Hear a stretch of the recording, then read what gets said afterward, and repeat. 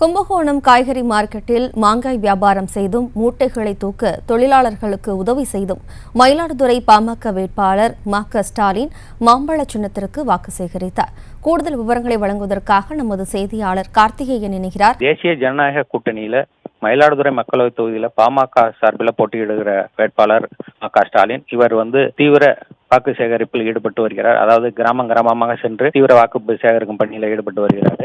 இந்நிலையில இன்று அதிகாலையில கும்பகோணம் காய்கறி சந்தைக்கு வருகை தந்தார்.